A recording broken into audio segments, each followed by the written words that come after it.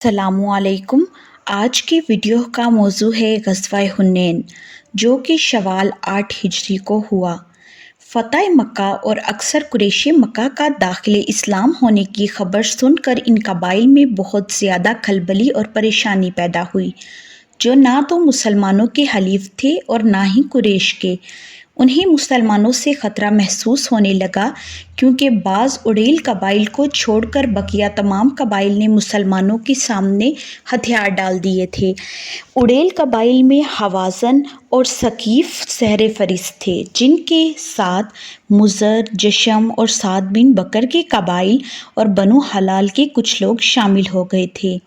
ان قبیلوں کو اس بات کی فکر ہو گئی تھی کہ مسلمان مکہ کے بعد ہمیں نشانہ بنا سکتے ہیں، لہٰذا حوازن کے سردار مالک بن عوف نے اپنے مذکورہ حلیف قبائل کو مسلمانوں کے خلاف جنگ لڑنے کے لیے اپنے پاس جمع کیا۔ یہ قبیلے طائف اور مکہ کے درمیان رہتے تھے۔ حنین کے قریب حوازن کے علاقے میں ایک وادی اوتاس ہے۔ وہاں پر مالک بن عوف اپنے حلیف قبائل کے ساتھ مسلمانوں سے ٹکر لینے کے لیے خیمہ زن ہو گیا۔ ساتھ میں اپنی عورتوں اور مال مویشیوں کو بھی کر لیا۔ اس کی جنگی چال یہ تھی کہ اس کے سپاہی بال بچے مال مویشی کے فکر میں جنگ سے غافل نہ ہوں، اور جب یہ سب چیزیں ساتھ میں رہیں گی تو جواں مردی کے ساتھ جنگ ہوگی۔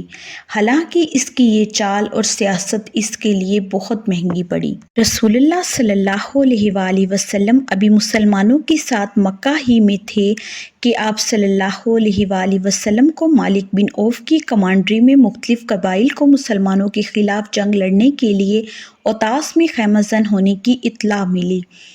آپ صلی اللہ علیہ وآلہ وسلم نے ابو حداد اسلمی رضی اللہ تعالیٰ عنہ کو بطور جاسوس خبر لینے کے لیے روانہ فرمایا۔ انہوں نے واپس آ کر بیان دیا کہ دشمنوں کی تیاری مکمل ہو چکی ہے اور وہ جنگ کے لیے مستعد ہیں۔ رسول اللہ صلی اللہ علیہ وآلہ وسلم نے 6 شوال 8 ہجری کو، جبکہ آپ صلی اللہ علیہ وآلہ وسلم کو مکہ میں آئے 19 روز ہوئے تھے، حنین کے لیے 12,000 اسلامی لشکر کے ساتھ کوچ کیا۔ 10,000 فوج تو آپ صلی اللہ علیہ وآلہ وسلم مدینہ سے لے کر مکہ میں آئے تھے، اور فتح مکہ کے بعد 2009 مسلم جنگ میں شریک ہوئے تھے۔ آپ صلی اللہ علیہ وآلہ وسلم نے عتاب بن اسید رضی اللہ تعالیٰ عنہ کو مکہ کا گورنر مقرر فرمایا۔ لشکر اسلام نے حنین جاتے ہوئے بیر کا ایک بڑا ہرا سا درخت دیکھا، جس کو انواد کہا جاتا ہے۔ مشرکین عرب اس پر ہتھیار لٹکاتے تھے، اس کے پاس جانور ذبح کرتے اور میلہ لگایا کرتے تھے۔ لشکر اسلام کے بعض فوجیوں نے آپ صلی اللہ علیہ وآلہ وسلم سے عرض کیا، آپ صلی اللہ علیہ وآلہ وسلم ہمارے لیے بھی ذات انواد بنا دیجیے، جیسے ان کے لیے ذات انواد ہے۔ آپ صلی اللہ علیہ وآلہ وسلم نے فرمایا، اللہ اکبر، اس ذات کی قسم جس کے ہاتھ میں محمد صلی اللہ علیہ وآلہ وسلم کی جان ہے، تم نے ویسے ہی بات کہی جیسی موسیٰ علیہ السلام کی قوم نے کہی تھی۔ ہمارے لیے بھی ایک معبود بنا دیجیے جیسا ان کے لیے معبود ہیں۔ یہ طور طریقے ہیں، تم لوگ بھی یقیناً پہلوں کے طور طریقوں پر سوار ہوگے۔ بعض مسلمانوں نے لشکر اسلام کی کثرت کے پیش نظر یہ کہنا شروع کر دیا کہ آج ہم ہرگز مغلوب نہیں ہو سکتے۔ یہ بات رسول اللہ صلی اللہ علیہ وآلہ وسلم پر بہت گراں گزری تھی۔ اسلامی لشکر منگل اور بدھ کی درمیانی رات 10 شوال کو حنین پہنچا، لیکن چونکہ دشمن فوج کو اسلامی فوج کی روانگی کی خبر پہلے ہی ہو چکی تھی، اس لیے مالک بن عوف نے رات کی تاریکی ہی میں اپنے لشکر کو اتار کر راستوں، گھاٹیوں، دروں اور پوشیدہ جگہوں میں چھپا دیا تھا، اور انہیں یہ حکم دیا تھا کہ اسلامی لشکر جو ہی نمودار ہو، ان پر تیروں کی برسات کرنا۔ دوسری طرف رسول اللہ صلی اللہ علیہ وآلہ وسلم نے صبح کے وقت لشکر اسلام کی تربیت کی، اور جیسے ہی آگے بڑھ کر حنین میں قدم رکھا، حوازن اور ثقیف کے لشکر نے جو گھاٹیوں میں چھپے ہوئے تھے، اچانک تیروں کی بارش کرنے لگے اور ہر چہار طرف سے ٹوٹ پڑے۔ اسلامی لشکر پوری طرح بے خبری میں تھا۔ دشمن کے گھاٹی میں چھپنے کے متعلق انہیں کوئی خبر نہ تھی۔ اس اچانک حملے سے اسلامی لشکر میں انتشار پیدا ہو گیا اور جو جہاں تھا وہیں سے بھاگنا شروع کیا۔ اس نازک وقت میں رسول اللہ صلی اللہ علیہ وآلہ وسلم کے پاس صرف ابوبکر، علی، عمر، عباس، ابو سفیان بن حارث رضی اللہ تعالیٰ عنہ وغیرہ گنتی کے چند آدمی تھے۔ آپ صلی اللہ علیہ وآلہ وسلم وادی کے داہنی جانب تھے اور اس وقت آپ صلی اللہ علیہ وآلہ وسلم کی بہادری ظہور میں آئی۔ آپ صلی اللہ علیہ وآلہ وسلم دشمنوں کی جانب بڑھتے جا رہے تھے اور پیش قدمی کے لیے اپنے خچر کو ایڑ لگا رہے تھے اور یہ آواز دے کر مسلمانوں کو پکار رہے تھے، لوگو میری طرف آؤ، میں عبداللہ کا بیٹا محمد ہوں۔ اس وقت ابو سفیان بن حارث رضی اللہ تعالیٰ عنہ نے آپ صلی اللہ علیہ وآلہ وسلم کے خچر کی لگام پکڑ رکھی تھی اور حضرت عباس رضی اللہ تعالیٰ عنہ نے رکاب تھام لی تھی۔ دونوں مل کر خچر کو روک رہے تھے کہ کہیں تیزی سے آگے نہ بڑھ جائے۔